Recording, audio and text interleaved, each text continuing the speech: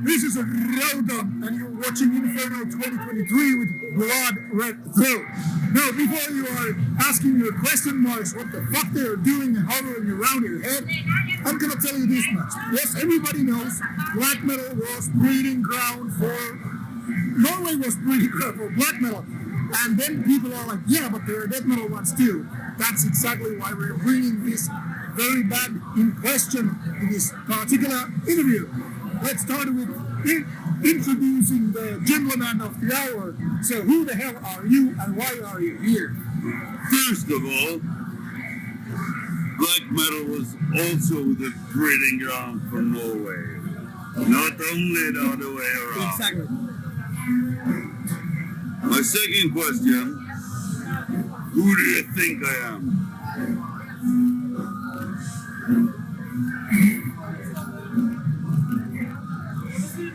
Arnold Schwarzenegger in disguise. Yes, but no.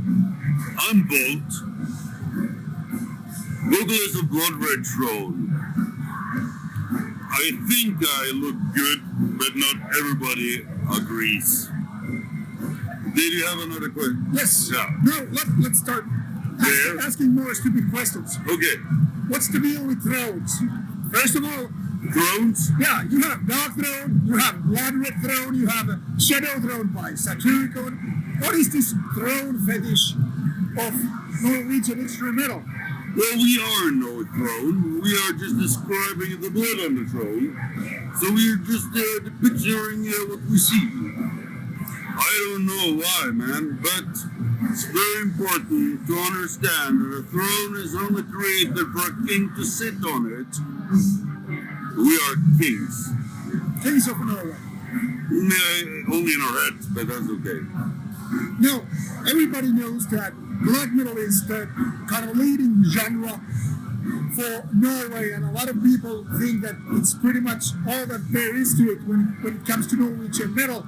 But you are one of the very few bands that have kept the death metal flame going on from Norway's point of view. What is your secret sauce? So how come you fight against the grain, so to speak? Well, first of all, I think it's important to distinguish the difference between knowledge and believing. Can you elaborate on that? Yes. We are the kings of Norwegian death metal. Why are we? Because there's not much competition. I do like the other death metal bands. There's 3 more. But we get the attention, and that is the good thing for us. What was your question? Now I'm gonna move on from that and ask, what do you think is the reason why there are so few bands playing death metal in Norway? Well, that's a very good question, and I do have the answer.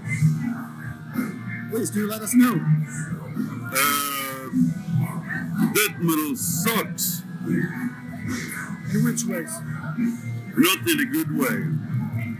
Well, not in like in taste or quality. I love death metal. But why do you think it sucks? I don't. I love it. Why Norwegian death metal tends to suck so often versus Swedish and other Norwegian death metal is really good. But I do know that more people tend to like black metal. And if I'm going to answer seriously on that part, what more people like, more people do. And then you expand the genre and the qualifications and the knowledge and the offering of the genre. So yeah, it's not that many death metal bands because death metal doesn't have roots or roots base or the grand following in a way. But those who play it, they're fucking good. Okay, I'm gonna challenge you on that a little bit. If we take a look at your neighboring country, Finland's neighboring country as well, Sweden, they have both very, very fertile ground, both for black metal as well as death metal. They have their own Stockholm Sunlight Sound, as well as some other places. They also have their melodic death metal, if you know what I mean, by Gothenburg style. Right. Yes, and then there's also black metal style, and they kept everything going, whereas most Norwegian bands, and I'm now educating the youth as well, a lot of bands, including Darkthrone and Immortal, and a lot of that started with death metal, then abandoned it, but you guys kept the flame going on. What's the reason for jumping the ship and joining some other genre rather than doing death metal while you guys never decided to leave it? I'm going to separate my answer into two parts.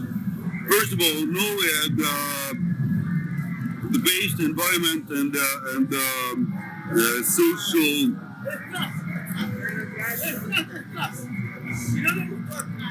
Not origin, social platform, in lack of a better word, for black metal. They didn't have the same kind of environment as Sweden. They did have quality bands in the beginning in black metal, but it wasn't the same scene.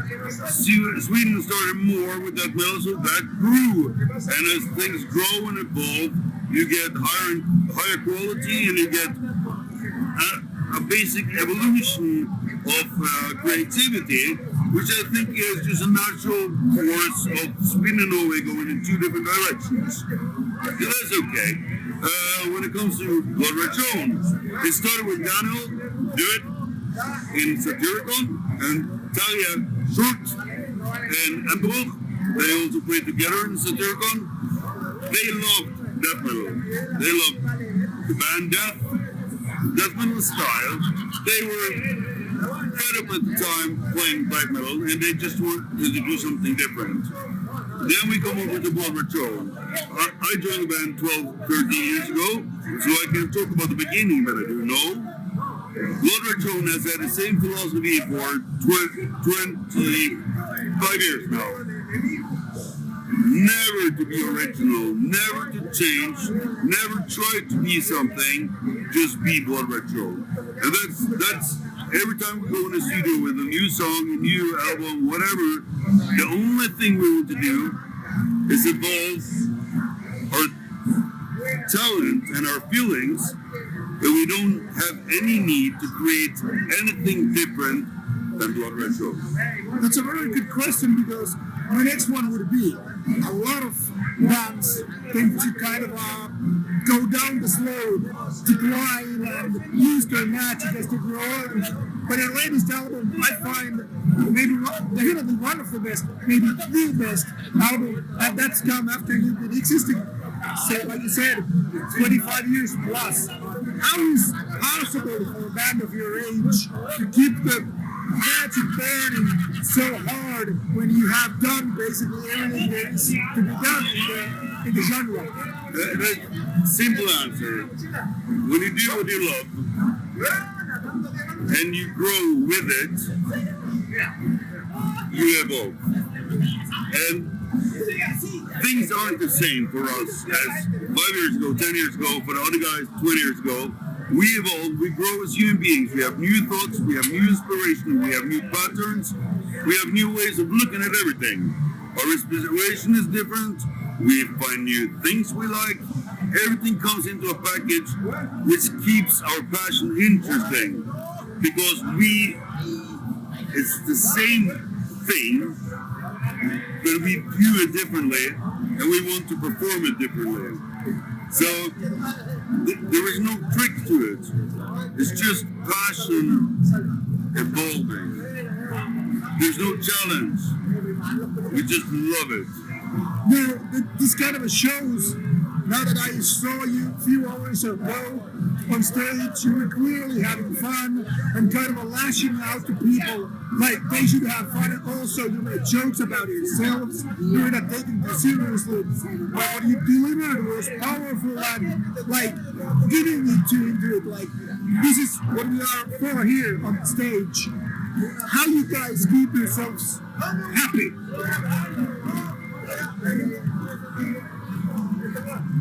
by doing what we love. And, we are good. We're allowed to say that. We are good. We do music we love. We know what we're doing. We drink a little bit too much, but the main point is that we have no goal. We have no vision. We have no thoughts of what we want to do, where we want to go. We have nothing. The only thing we have is the passion for what we're doing on stage. So I don't give a fuck if I make a fool of myself. I'm only there for myself. I'm having a good time being on stage. And I don't give a fuck what anybody thinks. That's kind of a healthy way to put it, but how would you give this advice to other bands who are coping hard, fighting with the credibility, and also trying to enjoy themselves? I can't give any advice. You have to do you. You have to be yourself. As long as you're authentic, doing what you're passionate about, and work hard, you can do anything. But there's no formula. There's no way to do anything. I'm privileged to be in a band that people want to book. So I'm able to say that I don't have a goal because I'm getting there anyways. Well, of course I want to earn more money, but that's a different topic. But for a band struggling to get somewhere, stop the fucking struggle and enjoy what you're doing, you know. Well, when I had a sailboat, the most important lesson I told myself all the time, it's not about the destination, the journey is the point. It is very well said, kind of a classic statement. Now, of course, people at this point who are new to the band and maybe finding it interesting and all that stuff are like, so what are you guys singing about? What's the message? What is Rauta and Throne singing when they get on stage? Should I be offended because they might say something like, I come blind, whatever. Really so, powerful. what do you preach? What do you preach? Thank you for that question. First album I did, I tried to do the death metal thing, blah blah blah, torture. Fuck it. The next album, I said I don't want to write this. I gave it away. The third album, I found myself. Same for the fourth, and now for the fifth. For me, I use this platform to preach inner strength, individuality, and I love that song. Inner Santana. Finding peace with whatever you are, whatever you do, and just, stop craving. As soon as you start craving stuff, you become unhappy. As soon as you start being happy within yourself, with who you are, not caring about other people's opinions, then you find a different level of happiness and solitude, which gives you strength. And I wrote that on a designing session today on a vinyl. Power is something you choose. Now you've chosen power. You're another small guy with skinny jeans and all that stuff. And I'm lucky as a death metal vocalist that I never use my size for anything. Yeah, but I mean, like, that's a good thing coming from a guy who also lifts and all that stuff. But I see very, very common in a lot of guys who don't really give a damn about health and all that stuff, who look like they're abusing narcotics rather than anything else. And yet recently, a few months ago, I read this interview with Alex Webster of Cannibal Corpse, and he was making the point that the older you get with extreme metal, you also have to focus on health and taking care of your body in order to kind of sustain this lifestyle. You seem healthy and happy, and you're preaching about these topics. So, what is your take on it? Sorry about the body. Well, working out or staying healthy in the physical sense, I think is a tool for mental health. It shouldn't be a topic, a focus in itself. Because it doesn't matter how fit you are, how good you look, if you're not doing well in your head. So, open, honest, listening, thinking. That's the first step to power. Being meek, humble. You know, I always said this. I'm the best person in the room, but I'm never going to think I'm better than anyone else. That's kind of our healthy sports take. So being free of expectations and doing your best, working on your mental health, talking to people that know more than you, that's a path of opening up your own personal evolution.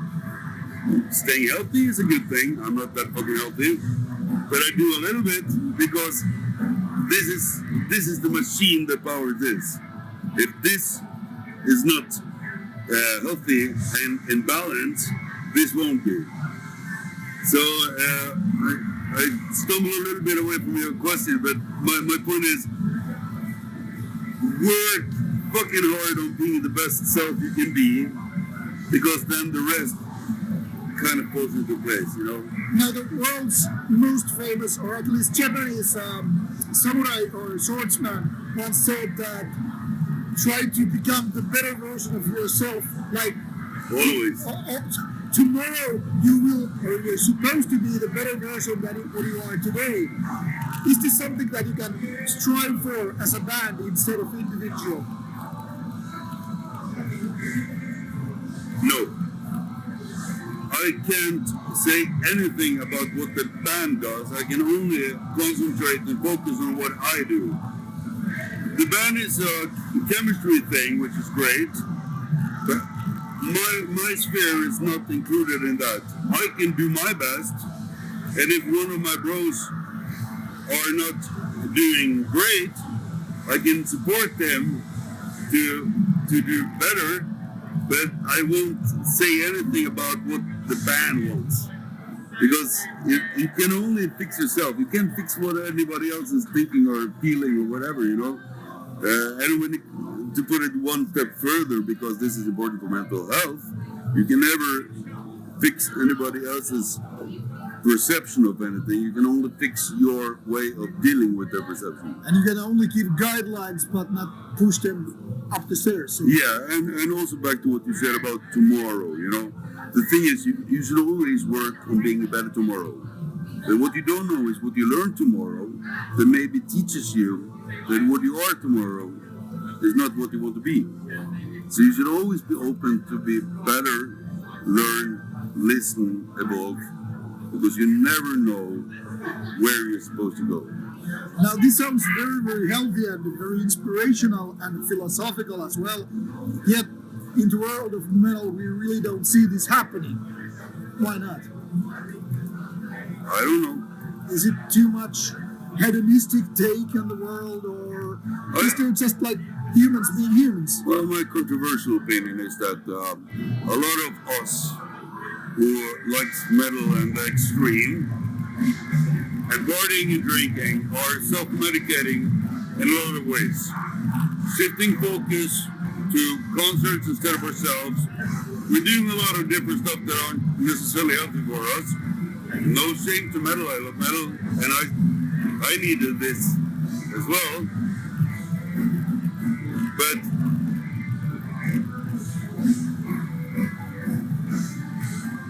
it's getting better. It's getting more open. People are, you see that here. Like, I haven't met one person that I didn't hug. You know? People are getting open and not afraid to talk about themselves, their feelings. I hugged so many people told me they needed that hug, you know? And in my head, you know, metal is not a genre, it's strength. To be able to be proud enough to say that, you know, I'm fucking strong, I'm metal. It doesn't have anything to do with distortion or screaming. About attitude, being proud, you know. I'm a little bit drunk. Yeah, a lot of people seem to say, which I can to a certain degree agree a lot, that metal is also kind of an outlet for feelings and emotions, aggressiveness, and all that stuff, and that should be kind of the end of it. But could we see that metal is also philosophical take, lifestyle or something, or is it just a way of expression which you kind of leave at the door when you go to your office and start working? I think that's up to the individual, because metal is a cultural extreme sport, to put it like that.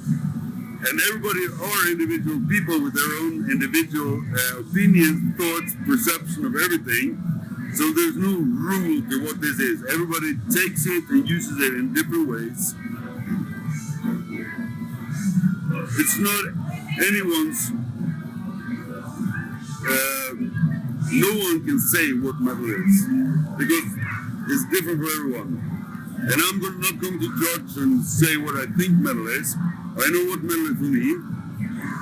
Now this brings me one of the most controversial questions. Metal has become more and more politicized nowadays, and a lot of people are arguing what can be put into metal, what is part of the metal, what definitely is not supposed to be part of the metal. And even in extreme metal, people are being divided.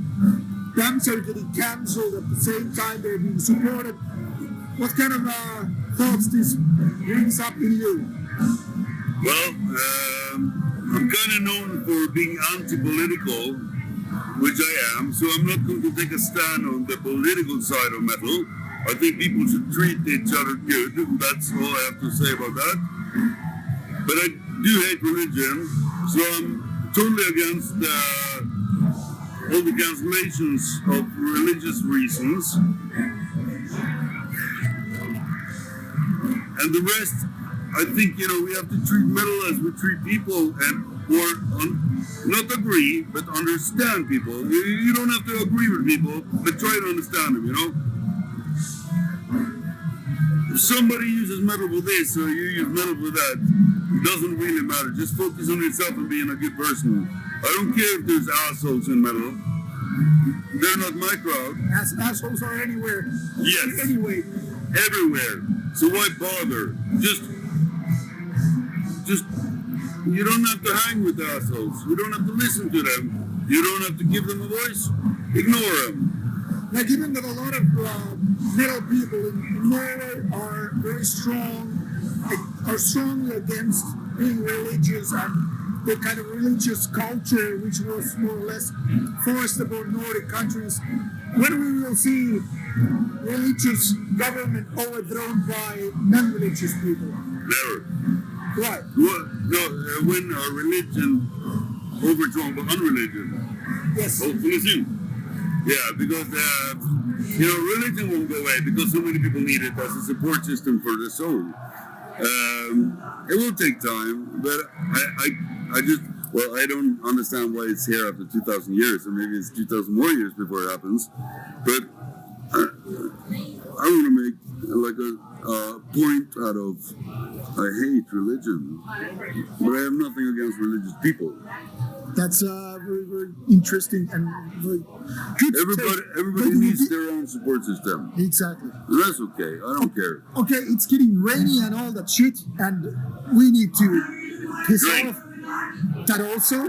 So, last question before the last one is, okay, you get to choose one song or one album, up to you, from your discography, but not the latest one, for people to check out Blood Red Throne. Why and why? Why and which one? Fit to Kill album, Instructed Insanity. I wrote that song. I did call it ISIS, but I couldn't use it, so I said Instructed Insanity, which is a song about how religion is used as a force of manipulation to bring people against each other. And it's a very simple, naive lyric, but I fucking love it. And it's evil. ISIS. Instructed Insanity, I mean. Alright. Yeah. The best band in the world is Elvis. That's a hot take for you people out there. Now you have learned a lot of Blood Red Throne, the inspiration, inner strength, lyrics, takes on philosophy, ideology, and whatnot. Now go do your homework, start listening. I think the latest album, and work from that, check out the song mentioned, and read some lyrics, cope, and get stronger. And before, during, and after, be yourself and be fucking proud. Treat other people good. What's the rise? This is Rauta and Inferno 2023, Blood Red Road.